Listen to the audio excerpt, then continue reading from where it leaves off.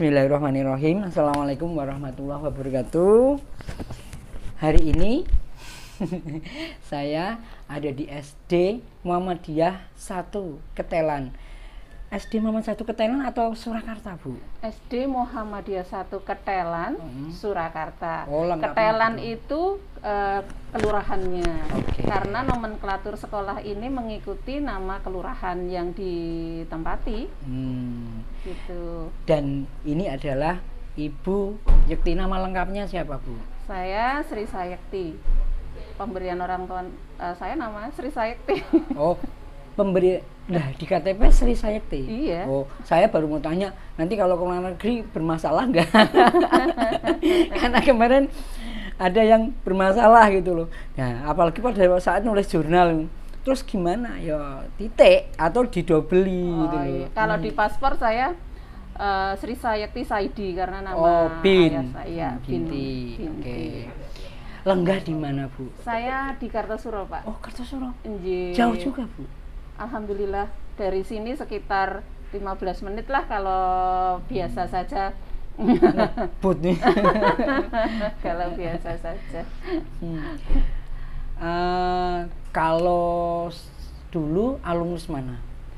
Saya SD-nya di SD Negeri 87 Joho. Joho itu sekarang ini Kerten. Oh. Karena bapak saya tentara, jadi kan dinasnya dulu di Brigif 6. Saya tinggal di asrama Kompi Bantuan tuh sekarang untuk Waras Tratama itu. Saya tinggal di sana. Oh. Terus SMP-nya saya SMP Negeri 3 Surakarta. SMP Negeri 3. Iya. Oh, nggih. Yeah. Kemudian SPG di SPG Negeri Surakarta. Leco, jadi saya biasa kalau sekolah itu dari Waras Tratama itu dari Kompi Bantuan ke SPG itu cuma jalan gitu. Terus dulu sisa olahraga waktu itu. Kemudian lanjut S1 saya di IKIP Negeri Yogyakarta. Oh, keguruan. Iya, betul. Saya kuliah. Tahun berapa, Bu? Saya kuliah di IKIP tahun 90. 90. Jurusan saya pendidikan luar biasa. Oh, Larinya ke SD ya, Pak. Iya. Waktu itu memang di IKIP negeri itu jadi acuan ya waktu itu ya, Bu. Alhamdulillah waktu itu IKIP Jogja itu sampai sekarang juga, iya, walaupun betul. Sekarang sudah berganti nama menjadi Universitas Negeri Yogyakarta, iya. Melahirkan alumni-alumni yang hebat-hebat. Wih, iya. Dia belum mengatakan alumni kepala sekolah ini hebat. Masuk di SD atau waktu setelah kuliah itu berkarir pertamanya di mana, Bu? Saya setelah lulus dari IKIP Jogja tahun 95 itu saya langsung ke SD Muhammadiyah 1. Wow. Jadi sejak lulus itu saya sudah langsung, mungkin takdir saya, kehendak Allah. Jadi ibu saya waktu masih dinas itu kalau pas tindak gitu ngasto itu sering lewat sini gitu, langsung berpikir kalau anak saya bisa kerja di SD ini SD favorit sejak dulu. Jadi ibu saya itu sudah memikirkan kalau anakku kerja di situ pasti luar biasa gitu. Nah, itu mungkin doa ibu saya. Dan betul ya, Bu ya.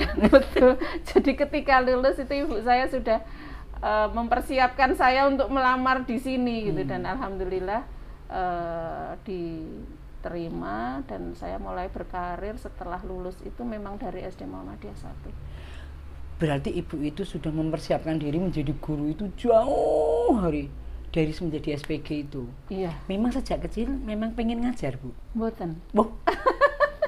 Tidak. Jadi saya itu walaupun kakek saya, ibu saya guru, terus dari ayah tuh semuanya tentara, bapak ibu saya semuanya tuh guru.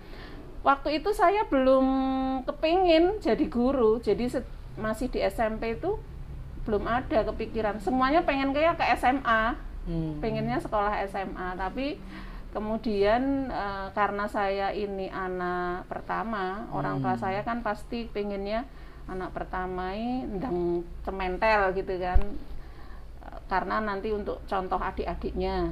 jadi lokomotif, jadi gerbong pertama pasti. Nah akhirnya ya wis, dulu kan harapannya kalau sudah SPG bisa nang kerja nih Mas.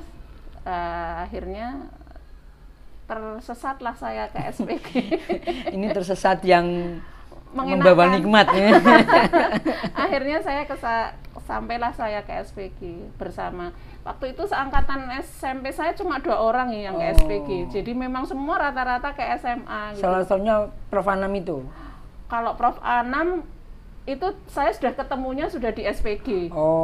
Ya, Prof Anam itu saya ketemu beliau sudah di SPG. Sejak kelas 1 sudah satu kelas itu sama beliau. Jadi teman saya SMP itu yang ke SPG cuma saya dan beliau saja. Yang lainnya semua ke SMA. Akhirnya jadilah saya, ternyata ya karena memang darah gurunya itu mengalir deras gitu, jadi nggak bisa dibendung. Tidak ada yang bisa memutus darah yang sudah. Akhirnya saya menjalaninya dengan sepenuh hati akhirnya, dan ternyata memang passion saya di sini, hidup saya memang ini itu, akar saya memang di sini itu. Jadi akhirnya karena saya sudah mencintai profesi ini, apapun yang saya lakukan menjadi sesuatu yang saya nikmati sekali. Saya kerjakan walaupun capek sudah nggak terpikirkan. Jadi moodnya waktu itu ketemu jadi guru itu pada saat di SPG atau pada saat di kuliah? Di SPG itu sudah mungkin ya tahun-tahun pertama itu saya masih ngikut saja gitu. Jadi Bentar. Terjerumusnya ke SPG itu gimana ceritanya dulu? Saya potong dulu. Guyune ra enak banget. Terjerumusnya di SPG itu ya karena saya sudah didaftarkan waktu itu kan masih, jadi sudah didaftarkan ibu saya. Jadi ibu. Iya. Jadi direkturnya itu ibu. Iya. Jadi ibu saya kan juga guru. Jadi saya memang pagi waktunya teman semua, waktu itu kan sekolah kejuruan kayaknya lebih awal ya siswa barunya. Jadi saya sudah diantarlah itu oleh ibu saya, jadi yang membawa berkas-berkasnya itu ibu saya semua ke SPG itu. Teman-teman saya belum pada daftar SMA. Nah setelah saya sudah daftar, teman-teman pada datang, yuk daftar SMA. Enggak, aku wes daftar SPG. Aku udah daftar SPG gitu. Jadi. Nah terus tadi itu, jadi moodnya terus mulai ngajar. Jadi kelas 1 itu? Ya kelas 1 itu saya masih mengikuti ya sekolah, pokoknya sekolah gitu aja dulu. Belum ketemu lah jadi guru itu penake ning ngendi to, itu belum ketemu. Nah, pas sudah di kelas 2 itu kan mulai ada kegiatan micro teaching, mulai ada pembentukan, bagaimana berperilaku, bersikap, kemudian bagaimana harus menjadi guru, tata krama dan seterusnya. Itu saya mulai ternyata profesi ini tidak hanya sekedar membutuhkan pengetahuan, tetapi juga dibutuhkan attitude, dibutuhkan sikap yang baik. Karena ternyata pekerjaan ini tidak hanya nantinya hanya mentransferkan ilmu pengetahuan saja, tetapi juga mentransferkan budi pekerti, tata krama. Maka di sekolah ini ternyata saya mendapatkan itu semua, itu bagaimana saya harus berbusana, bagaimana saya harus menata jalan saya, tertawa saya, semuanya itu karena saya punya guru yang luar biasa detail masalah itu ternyata, walaupun ini guru favorit. Iya, guru jelek ya. Bisa juga sih guru favorit. Cuma kalau saya sih semua guru saya favorit karena mereka memberi saya banyak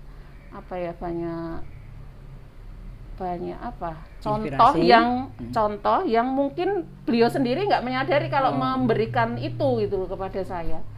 Jadi bagaimana harus berpakaian, berbicara, menata rambut, itu pun sampai beliau perhatikan betul itu. Nggak ada guru yang rambutnya riwu-riwu. Kita nyindir aku iki. Boten. Memang guru saya seperti itu. Bajunya harus bagaimana sampai non saya ada yang sobek aja tuh beliau sangat tahu gitu loh. Oh, sojo diagem ngono kuwi nanti nek dipirsani. Loh Bu, muridé. Kalau nggak salah pas zamannya Ibu itu kan guru kan masih killer-killer tuh, nganti dibalang penghapus. Kan masih ada kayak gitu kok Ibu ngendiko itu katanya selembut itu. Iya. Saya tidak pernah mengalami itu guru-guru saya yang kayak begitu, tidak pernah. Kalau itu saya temui pun di SD pun saya pernah punya guru yang bukan killer sih sebenarnya. Guru matematika itu kan memang apa ya, stylenya, gayanya memang seperti itu. Jadi kalau salah ya mungkin hanya sekedar di intonasinya aja yang lebih. Tapi saya selama perjalanan sekolah saya belum pernah mengalami ini. Tapi kalau suaranya keras, iyalah semua. Tapi kalau harus gitu belum pernah melihat saya. Guru saya yang seperti itu. Semua guru saya alhamdulillah saya dapat guru-guru yang hebat-hebat. Apa sih enaknya jadi guru? Enaknya apa ya enaknya? Enaknya banyak sebenarnya. Yang pertama yang jelas kata Allah, guru itu profesi yang nanti dijanjikan surga ya. Loh, masuk surga sih dewe to. Kandhane dadi guru makane. Tapi ya walaupun memang guru bersyarat ya, tidak semua. Artinya ada tanda kutip, mosok semua guru, kan ada juga guru yang memang benar-benar yang layak dia masuk surga pertama. Ada yang kulah keri-keri gitu ya ada. Tapi itu mudah-mudahan kita masuk yang pertama. Amin. Nanti ada pintu itu yang pintu nggo guru. Ya, pintu guru dulu itu guru itu sudah punya pintu dulu. Pintu dulu itu yang pertama itu pasti, karena bahwa semua hal yang dilakukan itu kan arahnya semuanya harus ke Allah dulu yang pertama. Urusan akhirat dulu yang pertama, karena katanya akhirat beres itu dunianya nanti juga beres. Ikut. Yang kedua, guru itu kan tugasnya mendidik, mengajar, melatih. Ketika itu berhasil, itu sebuah hal yang tidak bisa diungkapkan, tidak bisa diceritakan, bahwa itu sebuah kepuasan tersendiri yang tidak bisa dibandingkan dengan apapun. Itu hal yang harus disyukuri juga loh, karena nggak semuanya bisa menikmati itu. Mungkin kalau yang lainnya sesuai profesinya, tapi guru memang bisa membuat anak menjadi tahu unggah-ungguh, tahu tata krama, itu sebuah hal yang tidak bisa diukur. Kemudian dalam segala persoalan di tengah-tengah masyarakat, guru itu kan menjadi sorotan, menjadi panutan. Sehingga kalau sudah seperti ini, maka jarang loh ada guru yang aneh-aneh gitu.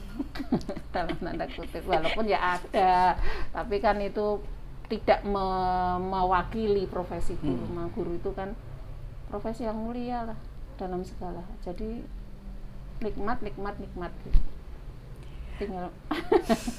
Tinggal bagaimana mensyukurinya, menikmatinya, karena kan menikmati itu juga bergantung hati dan pikiran kita. Kalau kita tidak bisa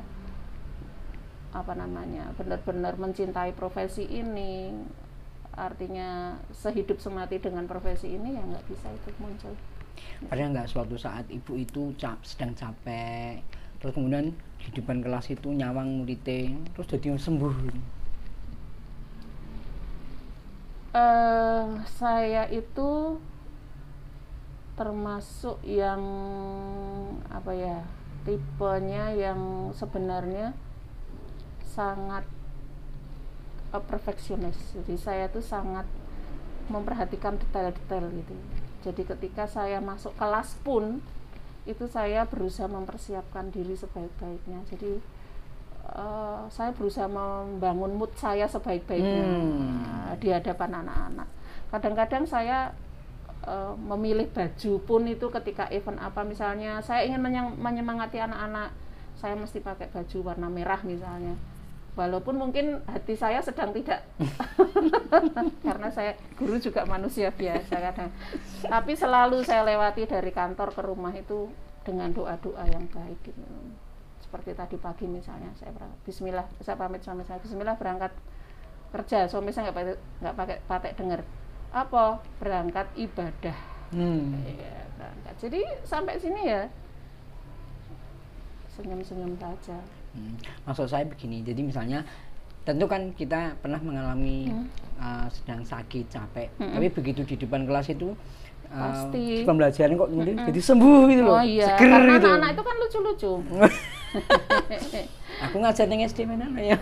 Iya, anak-anak itu kan dia nggak kenal sedih, susah, dia nggak seperti kita yang nampak sekali kalau dia sedang harus seperti apa. Dia itu tanggal berapa, Bu?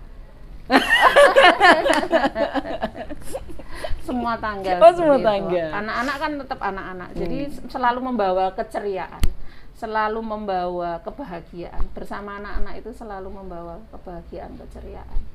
Jadi pasti itu yang namanya capek, sedih, ketemu anak-anak sudah all out, bahagia, semangat. Karena kita kan tidak ingin misalnya aura kita yang sedih tersalur kepada anak-anak gitu, atau seperti apa. Jadi anak-anak malah justru yang membawa kebahagiaan untuk kita. Menjadi kepala sekolah mulai tahun berapa, Bu? Saya menjadi kepala sekolah sejak 2015. 2015. Iya. Pada saat 3 bulan pertama atau 100 hari pertama itu apa gebrakannya Ibu untuk mengangkat sekolah ini? Yang pertama saya lakukan di sekolah ini adalah membawa sekolah ini juara 1 lomba budaya mutu tingkat nasional di Balikpapan, Kalimantan Timur. Alhamdulillah itu sebagai pintu pertama saya membawa SD Muhammadiyah 1 ke tahapan-tahapan berikutnya yang sampai saat ini dikenal oleh masyarakat. Jadi itu 100 hari saya. Jadi saya membawa tim saya untuk juara 1 lomba budaya mutu tingkat nasional. Untuk treatment karyawan, apa yang kemudian waktu itu di bulan-bulan 3 bulan itu apa yang Ibu lakukan? Saya tuh memegang 3 amanah dari ketika saya dilantik dan saya harus memegang kuat. Yang pertama, saya harus meningkatkan kualitas SD Muhammadiyah 1, semua hal sesuai 8 standar. Kemudian yang kedua adalah mensejahterakan guru karyawan saya. Yang ketiga, tidak boleh meninggalkan perserikatan. Artinya sekolah ini sekolah miliknya Muhammadiyah. Jadi harus dibesarkan dengan apa namanya, nilai-nilai kemuhammadiyahan yang ada. Jadi 3 hal itu saya pegang betul. Maka ketika kualitas SD Muhammadiyah 1 ini meningkat, maka kualitas kesejahteraan guru karyawannya juga harus ditingkatkan. Maka itu juga menjadi concern saya yang 100. Jadi pertama mesti saya buka slip gaji semua. Saya lihat gaji guru saya. Gaji saya nggak dilihat. Kalau yang karyawan saya mesti tak lihat gaji guru saya yang paling rendah itu berapa itu. Mau buka berapa? Itu sudah cukup. Itu sudah cukup atau belum itu. Terus mesti saya mulai mikir sumber pembiayaan sekolah ini dari mana saja gitu. Karena saya sudah ditunjuk menjadi kepala sekolah dan salah satu kompetensi yang harus saya miliki adalah kewirausahaan, maka saya harus gali betul ini yang ada. Maka saya harus mencari sumber pembiayaan yang lainnya di luar yang sudah ada untuk meningkatkan kualitas kesejahteraan teman-teman itu. Dan ketemu? Alhamdulillah. Walaupun mungkin tidak bisa langsung gitu loh, tapi ya. Setidaknya terus naik terus gitu sampai teman-teman itu bisa memiliki BPJS ketenagakerjaan, BPJS kesehatan, kemudian mendapatkan gaji 14-nya sama, kemudian punya tunjangan tabungan pensiunnya. Wow. Itu sudah kita persiapkan. Jadi itu bagian yang memang harus saya kerjakan selama saya masih diberi amanat ini gitu. Sehingga nanti ke depannya siapapun kepala sekolahnya itu tinggal melanjutkan dan mengembangkan program-program yang baru. Di sini saya merinding, Bu. Jadi banyak sekali pimpinan itu yang selalu mengatakan bahwa pimpinan yang baik itu bukan yang tidak tergantikan, tapi justru yang tergantikan dengan mudah. Jadi enak pimpinan pejabat itu ragam ganti-ganti itu ternyata kan kentir. Karena ngugemi jabatannya itu loh. Harusnya kan dia membuat regenerasi yang baik gitu kan. Iya. Lokasi favoritnya di mana, Bu? Tempat wisata atau apa gitu? Saya ini tipenya orang rumahan gitu. Jadi lokasi wisata saya yang saya sukai ya tempat tidur, dapur, di rumah aja membaca paling seperti itu. Karena saya itu bukan yang ini tipe yang bisa menikmati sebuah keindahan gitu. Misalnya saya pergi ke gunung, pulang itu ditanya refresh enggak? Seneng enggak? Biasa saja. Atau apa ya, atau menikmati tempat itu saya nggak bisa menikmati, sejujurnya memang gitu, karena saya memang orangnya sangat rumahan. Jadi saya lebih suka melakukan kegiatan-kegiatan di rumah, membaca atau menjahit atau masak juga nggak begitu enak mungkin. Tahu soalnya saya juga nggak bisa masak, tapi yang di rumah lah, sekitar rumah itu aja, atau apa bersih-bersih atau seperti itu tuh sudah membuat saya gembira, dan membuat saya senang. Putranya berapa, Bu? Saya 2 orang. 2 orang. Iya. Yang paling kecil umur berapa? Yang paling kecil umurnya 22 tahun nanti di bulan April. Humas, Bu. Beliau ini fungsinya gimana? Mulai ada humas itu mulai kapan, Bu? Mulai ada humas itu sejak saya menjabat. Oh, memang sudah ada sebelumnya? Ya, sebelumnya itu humas itu menempel di Waka Al-Islam Kemuhammadiyahan. Tapi kemudian saya melihat humas itu kan sekarang ini fungsinya sangat krusial gitu, sangat penting di era seperti ini. Apalagi tantangan yang terbesar yang saya hadapi ketika saya menjabat kepala sekolah adalah keluar dari stigma, dari asumsi masyarakat bahwa sekolah yang besar, sekolah yang tua itu sudah tidak bisa diapa-apakan lagi, sudah di branding pun sudah nggak bisa. Nah, ini mesti ada sesuatu yang harus saya kerjakan gitu. Bagi sekolah ini harus dijual terus gitu loh. Karena sekolah ini sudah 86 tahun, apa yang sudah bisa dilakukan untuk masyarakat gitu. Kalau masyarakat mengenal ini iyalah, tapi harapannya kan tidak hanya dikenal, tapi sekolah ini menjadi lestari gitu, terus ada siapapun nanti gitu, seterusnya generasi keberapapun masih ada. Maka sekolah ini harus terus, setiap saat harus ada yang diinformasikan kepada masyarakat, harus ada yang diberitahukan kepada masyarakat agar memberi manfaat yang banyak kepada masyarakat, sehingga umurnya sudah 86 tahun kok, waktunya memberi manfaat, tidak hanya diberi manfaat saja dengan hadirnya siswa-siswa itu, tapi juga harus sudah memberi manfaat. Artinya sudah bisa SD Muhammadiyah 1 kehadirannya di tengah-tengah masyarakat itu tidak hanya sebagai tempat untuk pendidikan saja, tapi di sini tempat untuk pengembangan ilmu pengetahuan itu. Artinya banyak kegiatan yang bisa dilakukan di sekolah ini untuk mengembangkan pengetahuan. Maka sekolah ini kan dikunjungi hampir seluruh sekolah dari Sabang sampai Merauke sudah pernah ke sini. Tapi mungkin orang apa sih yang ini kan sekolahnya umat, kita tidak pernah menempatkan diri sebagai sekolahnya kalangan A, kalangan B. Semua segmen masyarakat bisa sekolah di sini itu, bisa menikmati pendidikan di sini, bisa sekolah di sini siapapun itu. Jadi tidak harus yang golongan A, golongan B, semuanya bisa sekolah di sini dan menikmati pendidikan. Teman-teman dari sekolah lain bisa belajar dari sini. Apa sih yang bisa dipelajari? Semua hal gitu. Karena kalau kita mau belajar itu mesti berawal dari nggak tahu dulu, tapi kalau belajar ke sini sudah merasa lebih dulu, nah itu nggak akan masuk apapun. Ibaratnya gelasnya udah penuh, terus diisi yang bludak-bludak, akhirnya ya. Maka kami itu semangatnya, walaupun sudah pada posisi ini, kami tetap belajar terus. Jadi kami kalau misalnya saya dan teman-teman itu harus ingin ada program sesuatu, kita harus belajar kemana ya, kita belajar. Dan saya selalu menyampaikan, bismillah kita belajar. Jadi jangan membawa apapun ketika kita belajar. Jangan merasa sudah bisa atau sudah tahu, karena nanti kamu pulang nggak akan bawa apa-apa selain merasa sudah baik kok kita, sudah akhirnya nggak ada seperti itu. Ini harus jadi headline ini. Nek kamu mau belajar, kosongkan pikiranmu. Kowe jadi wong bodoh sak bodoh-bodoh nih. Nah. Buang ilmunya sebanyak-banyaknya. Ya, nanti pasti akan mendapat.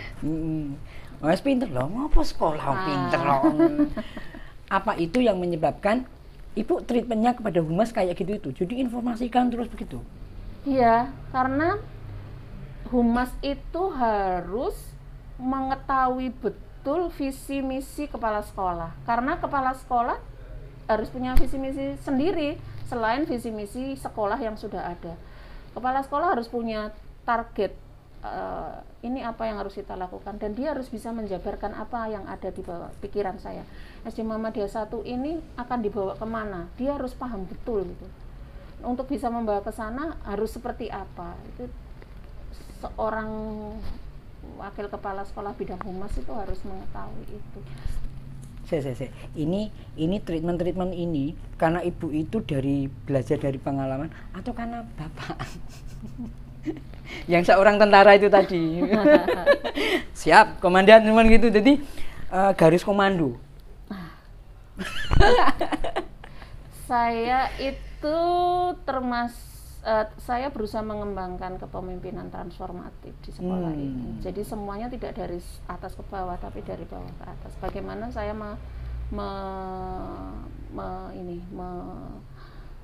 mengambil dari seluruh stakeholder yang ada di sekolah ini, kemudian diolah bersama-sama. Dan saya pikir cukup efektif sejak 2015 karena akhirnya sekolah ini kan sudah menempatkan diri di posisi yang sangat strategis saat ini, menjadi tempat rujukannya pemerintah, dalam hal ini Kementerian Pendidikan dan Kebudayaan Ristek, kemudian di provinsi juga sama, di kota juga sama. Jadi tadi intinya mau bahwa hal-hal yang dikerjakan bersama, kolaborasi, gotong royong, itu akan menghasilkan sesuatu yang lebih baik gitu, dibanding dipikirkan sendiri. Apalagi di Muhammadiyah itu kan kolektif kolegial, tidak bisa diselesaikan sendiri, semuanya harus diselesaikan secara musyawarah, tidak bisa diputuskan sendiri. Treatment apa saja yang selalu Ibu kondisikan untuk staf sehingga karyawan itu selalu sevisi sama Ibu? Karena tadi cita-citanya sama, jadi di awal kan sudah kita sampai 3 hal itu sama semua cita-citanya. Cita-citanya sama. Kemudian yang berikutnya saya selalu berusaha one to one, jadi satu persatu itu saya dekati satu persatu, sehingga saya benar-benar mendapatkan apa-apa itu. Dan saya selalu pegang erat ke teman-teman sebagai keluarga saya, jangan sampai ada yang kemudian loss dari rombongan ini, karena ini kita sebagai sopir bis, saya harus bisa membawa bis saya ke terminal sesuai waktu, sesuai target dengan selamat, penumpang saya tidak ada yang mabuk gitu. Mabuk. Tidak ada yang sampai tele-tele itu mabuk, mutah-mutah dan seterusnya. Jadi semuanya terakomodasi dalam bis yang saya bawa itu. Harus sampai terminal dengan selamat. Kui jadi pimpinan itu kayak gitu itu. Oke, Bu. Kantin sehat. Iya. Nah, ini konsep ini bagaimana bisa muncul kantin sehat? Kantin sehat ini juga dalam rangka melayani anak-anak. Anak-anak ini kan aset yang kita miliki. Dia hampir 8 jam ada di sekolah kali 6 tahun loh, kelas 1 sampai dengan kelas 6. 8 jam kali 6 tahun ada di sekolah. Artinya kalau tidak mulai kita pikirkan kesehatannya dari sekarang, itu nanti panennya itu setelah dia berusia seperti kita mungkin, karena kadang-kadang mungkin tidak penyakit menular, tetapi penyakit yang tidak menular pun berbahaya, misalnya obesitas, diabetes. Itu penyakit-penyakit yang berbahaya untuk anak-anak kalau tidak kita persiapkan dari sekarang. Dan itu sangat mempengaruhi derajat kesehatan anak-anak, termasuk nanti ketahanannya dia di sekolah, otomatis akan mempengaruhi pembelajarannya, kegiatan pembelajarannya. Anak yang sehat, anak yang tidak sedang obesitas dan lain-lainnya, dia akan lebih produktif gitu, lebih kreatif. Maka itu kita persiapkan dari sekarang.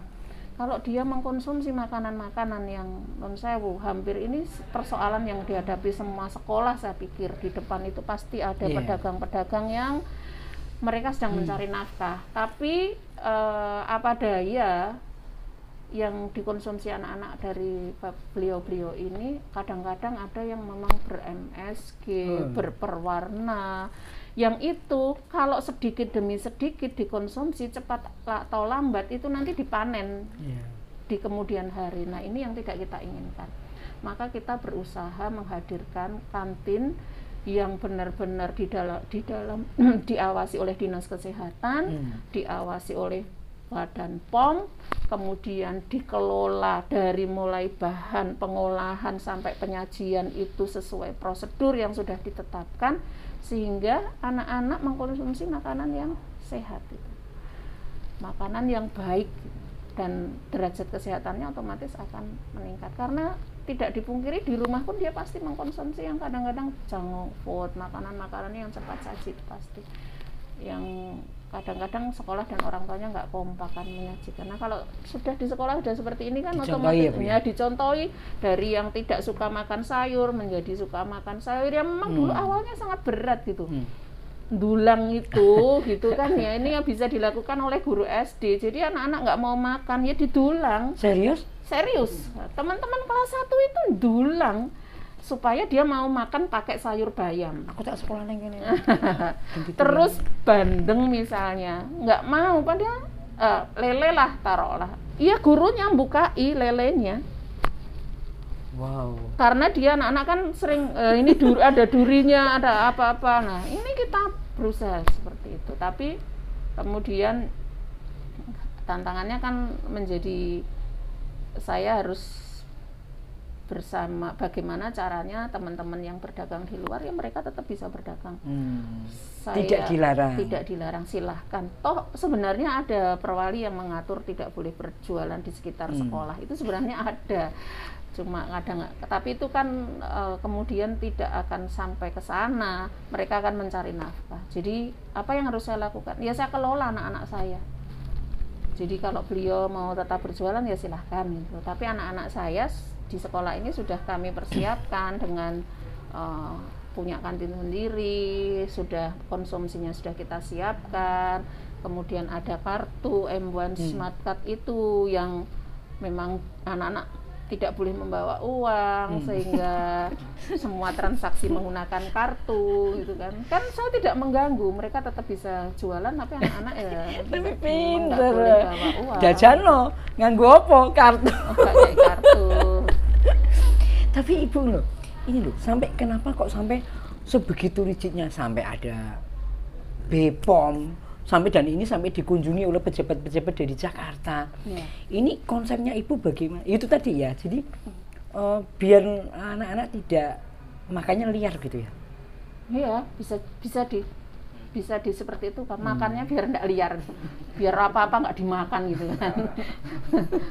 Makannya hanya makanan-makanan yang sehat, karena penting nanti ke depannya dia akan pola hidupnya juga akan sehat kan. Kita kan pendidikan dasar di SD ini kan semuanya akan menjadi fondasi kan. Fondasi. Namanya aja dasar. Ya, namanya aja sekolah dasar. Jadi teman-teman kalau seandainya suatu saat bisa rawuh di sini, di kantin itu dipapang itu izinnya Depkes, terus prosesnya bagaimana, BPOM-nya ada semuanya, sehingga benar-benar prosesnya yang di sini itu terjamin ya Bu ya.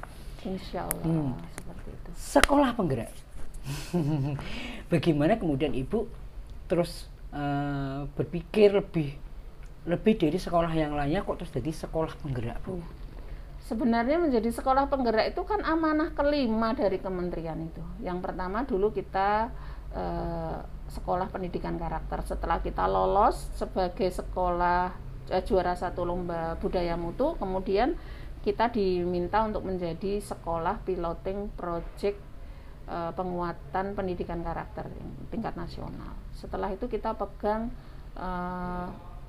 amanah menjadi sekolah model pembelajaran berbasis TIK. Kemudian kita menjadi sekolah model budaya dari Dirjen Kebudayaan, Kementerian Kebudayaan dan Ristek. Kemudian sekolah rujukan. Nah, ini menjadi sekolah penggerak, ini bagian yang kelima sebenarnya amanatnya. Jadi ini episode berikutnya yang harus saya jalani begitu. Jadi sekolah penggerak ini kan sebuah program baru dari pemerintah dalam episode ke-7 kalau tidak salah dari program Merdeka Belajar, di mana saya melihat program ini sangat program yang sangat ideal itu, di mana anak menjadi dalam kegiatan persekolahan ini anak menjadi prioritas. Bahwa tujuan dari sebuah pembelajaran itu hanya siswa. Bagaimana nilai-nilai kemanusiaan itu menjadi pusat gitu, menjadi pusat peradaban, dari pusat kebudayaan. Sekolah itu kan sebenarnya sedang menyemaikan benih-benih kebudayaan di sini. Di sekolah ini sedang disemaikan benih-benih kebudayaan. Nah, pusatnya adalah nilai-nilai kemanusiaan. Dan saya melihat itu, saya sudah membayangkan kalau SD Muhammadiyah 1 ini nanti menjadi sekolah penggerak, kemudian guru-gurunya menggunakan pembelajaran paradigma baru di mana siswa itu menjadi prioritas, itu sungguh sebuah mimpi yang sangat luar biasa dan harus bisa diwujudkan. Saya bisa melihat anak-anak masuk sekolah gembira, ceria, sudah tahu apa yang harus dilakukan. Nanti mau praktek ini, mau mengerjakan ini, sementara gurunya juga ceria menyiapkan, merancang pembelajarannya, di mana anak yang menjadi prioritas itu sebuah mimpi saya gitu.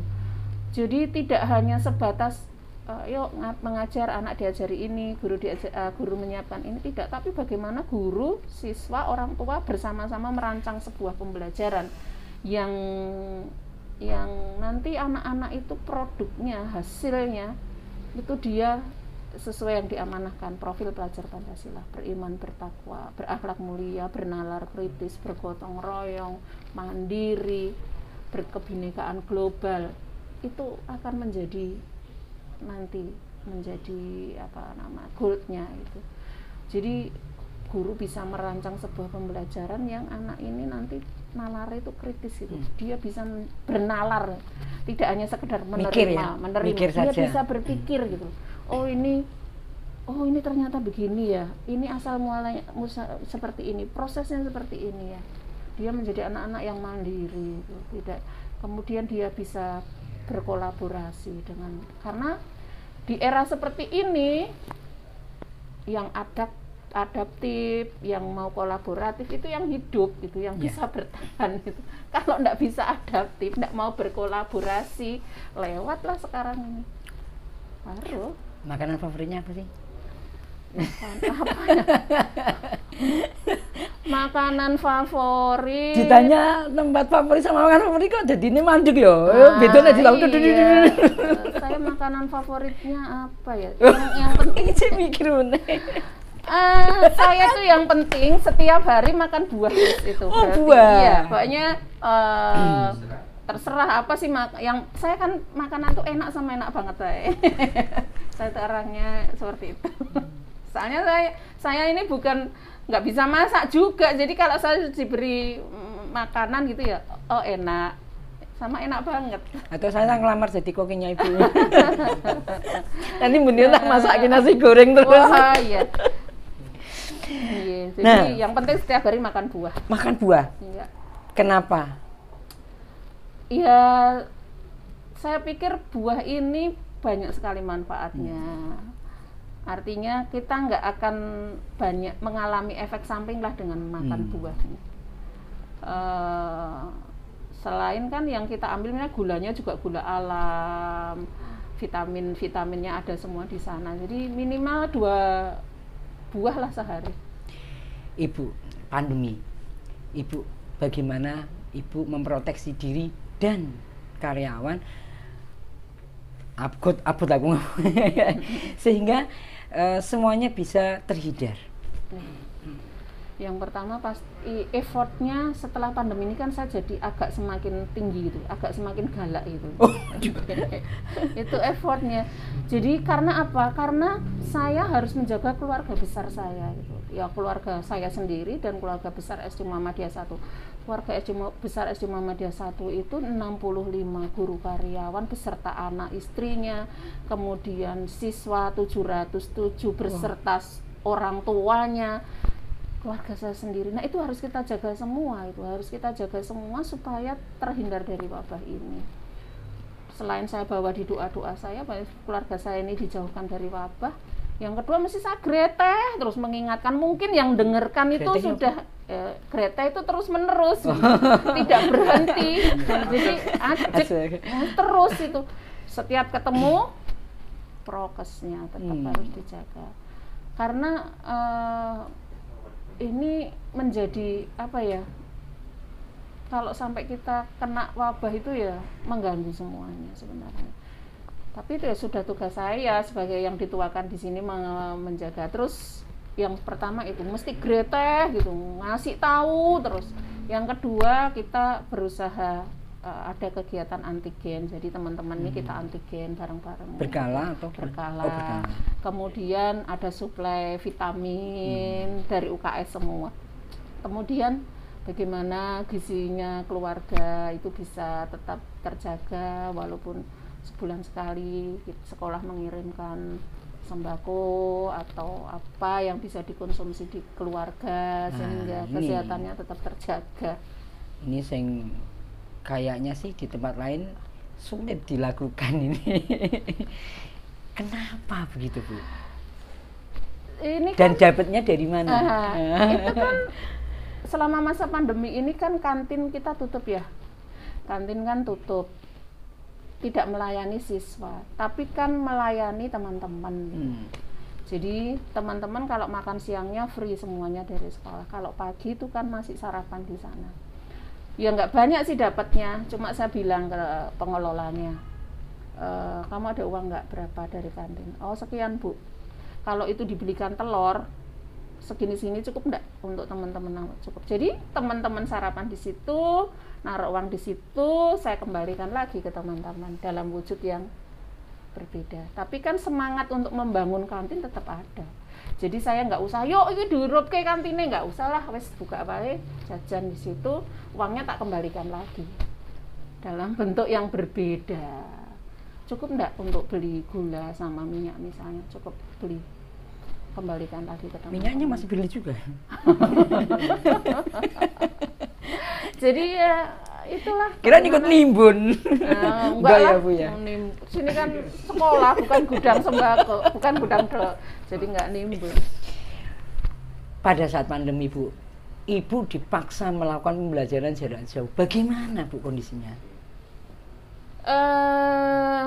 Alhamdulillah SD Muhammadiyah 1 kan sebelumnya sudah sekolah berbasis TIK. Wow. Jadi kalau guru kemudian sarana prasarana insya Allah tidak menjadi persoalan yang berat di awal masa pandemi. Jadi begitu pandemi datang kita sudah tahu apa yang harus kita lakukan. Hanya kita memang masih meraba-raba. Gimana ya dengan mengkondisikan dengan anak di rumah itu, bentuk pembelajaran yang paling sesuai dengan yang di rumah itu seperti apa? Anak-anak pegang HP semua enggak ya? Terus kemudian anak-anak punya kuota enggak ya? Itu yang lebih. Kalau sekolah sendiri secara personal SDM sarana prasarana sudah siap mesti pembelajaran jarak, tapi kita mencari formula yang paling pas, paling sesuai yang bisa mengakomodasi semua anak itu, tidak sampai tercerai-berai, itu tetap belajar. Itu di semester awal itu kita masih macam-macam, ada yang Zoom, ada yang ngirim video, ada yang ngirim tugas dan sebagainya sesuai permintaan orang tua. Jadi kita masih ngeladeni gitu.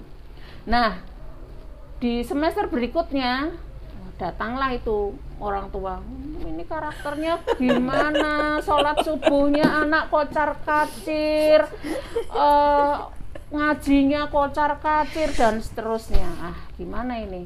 Akhirnya kemudian kita masih pakai link Zoom yang berbeda-beda setiap harinya. Akhirnya di semester 2 awal itu kita sewa Zoom, semua kita sewakan 24 kelas. Kelas kita pindah ke rumah. Jadi anak bangun pagi, pakai seragam, sarapan, masuk link Zoom, kita mulai dulu tahfidz, terus dan seterusnya sampai selesai. Jadi persis kelas kita bawa ke rumah, hanya durasinya saja yang masih kita pertimbangkan karena kan berkaitan kuota juga kalau harus. Maka kemudian ada bantuan kuota dari pemerintah.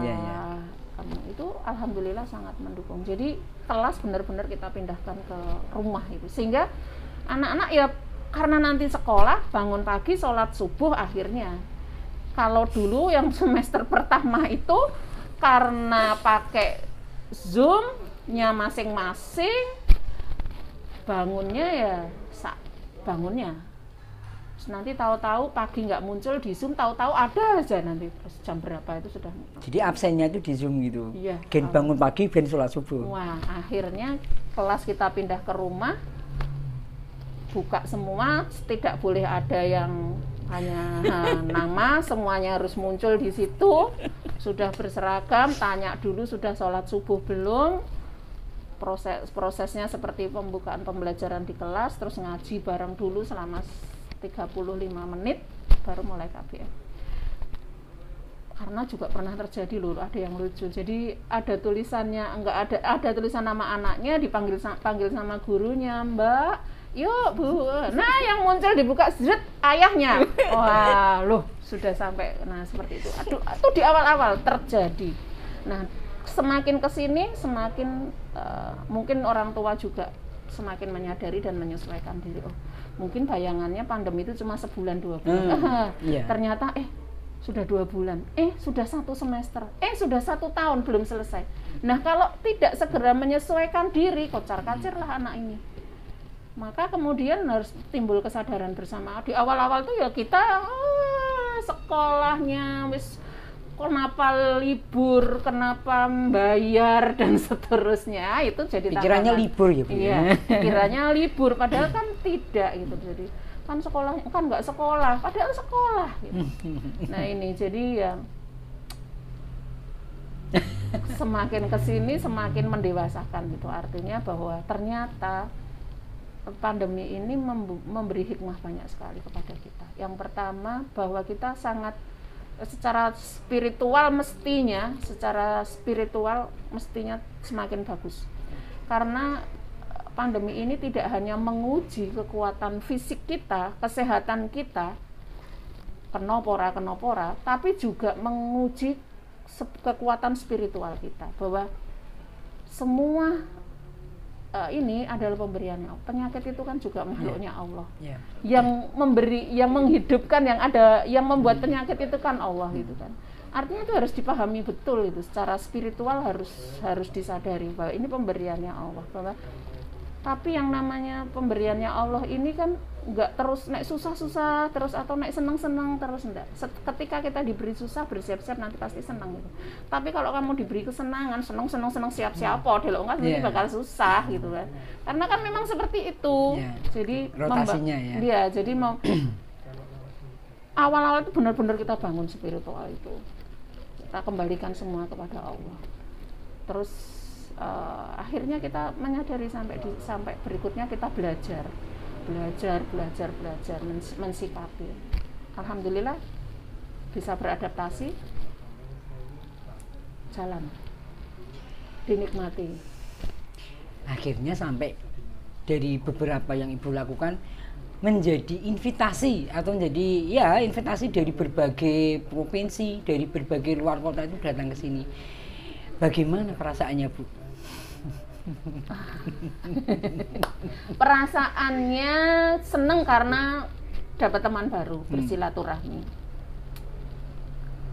Kalau ketika teman-teman belajar ke sini itu sebenarnya SD Muhammadiyah 1 sedang berinvestasi juga sebenarnya. Karena sekolah ini dibangun tidak hanya karena kerja yang kita lakukan, tetapi juga dibangun oleh semangat bersodakoh.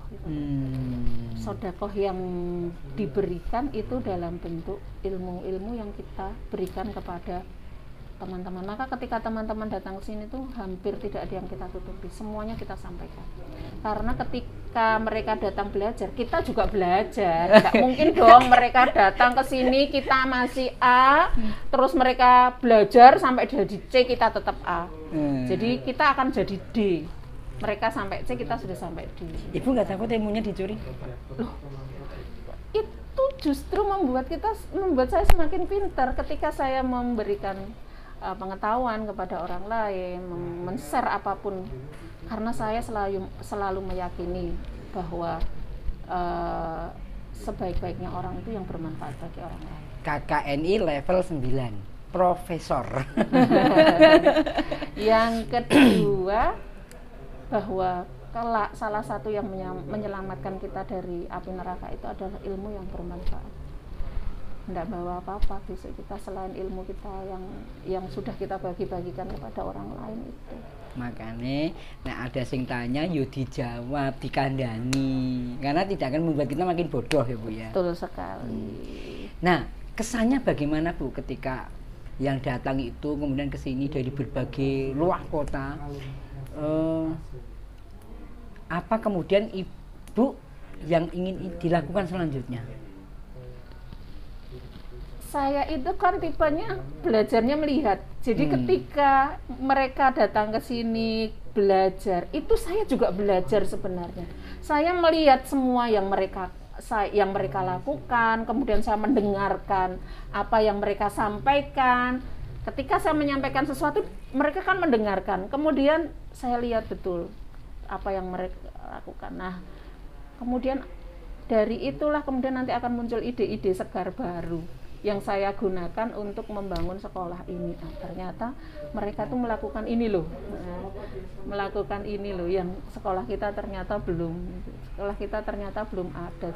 Jangan dikira kita ini sudah semuanya ada, belum. Nah itu kita belajarnya dari sana, dari melihat, dari mendengar yang lainnya. Ketika datang ke sini mereka belajar, tapi sebenarnya tak ambil. Mereka nggak tahu itu, tak ambil, tak serap. Nanti habis ini tahu. Habis ini tahu mereka, oh ternyata saya disadap. Nah, mereka yang paling tertarik Bu dari mayoritas itu apa Bu di sini? Yang pertama pasti berkaitan dengan pengelolaan kantin. Kantin. Yang kedua berkaitan dengan kartu M1 Smart Card kita. Kemudian pengelolaan TIK kita yang ada di pembelajaran berbasis TIK-nya itu menjadi apa ya? Kalau datang ke sini pasti magnetnya itu gimana sih bisa mengelola sebuah kartu miliknya SD Muhammadiyah 1 terus bisa digunakan untuk semua hal. Awalnya kan cuma untuk kantin, tapi sekarang bisa dipakai untuk semua hal. Itu seperti apa, itu pasti menjadi perhatian. Terus kantin, bagaimana toh kantin? Rata-rata kan setiap sekolah itu kantinnya tidak dikelola dengan baik, tidak dikelola dengan notabene ini SD ya Bu ya? Iya. Biasanya yang kayak gini kan setidaknya kuliah, kampus gitu ya. Tapi ini sudah dikelola dengan profesional, ada tim ber-SK dan menghasilkan sesuatu untuk meningkatkan kesejahteraan guru karyawannya.